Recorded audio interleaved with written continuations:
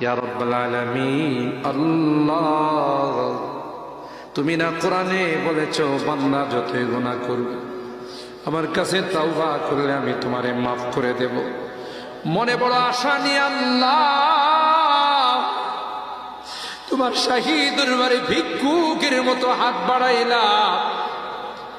তুমি যদি ক্ষমা না করো, কে আমাদেরকে ক্ষমা করবে? কে আমাদের মাফ করবে?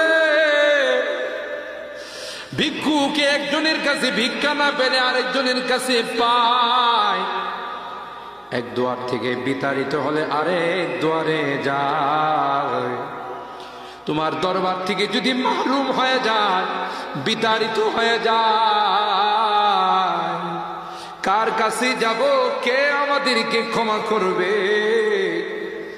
মালিক রে, কাঙ্গালের মতো হাত বাড়াইলাম, তাওবা করতেছি, আর জীবনে কোনোদিন নামাজ ছাড়ব না, আর জীবনে কোনো গুনাহ করব না, আর জীবনে কোনোদিন বেপরদায় চলব না, আর কোনোদিন সুদী লেনদেন করব না। কিয়ামতের কঠিন ময়দানে আমাদেরকে তুমি গুনাহগার বলে ডাক দিও না।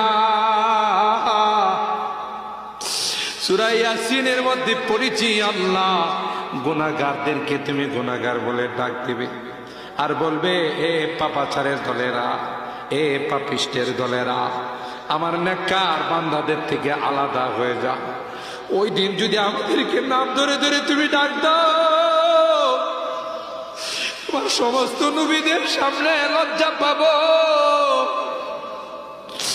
মালিক রে, আজকে হরিনাদি মাদ্রাসা আবু বকর সিদ্দিক রাদিয়াল্লাহু তাআলা আনহুর নামে মাদ্রাসা তোমার ঘরের সামনে বসে তাওবা করতেছি, আর জীবনে কোনো গুনাহ করব না, আর জীবনে কোনো নাফরমানি করব না।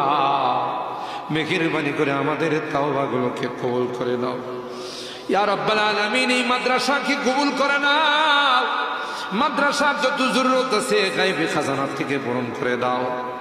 মালিক রে, ছাত্র উস্তাদ এলাকাবাসী কমিটিকে তুমি কবুল করে নাও ইয়া রাব্বাল আলামিন। আল্লাহ, এই মাদ্রাসার কাজে হাত দিবে তোমার কুদরতি খাজানা থেকে কাজটা পূরণ করে দিও।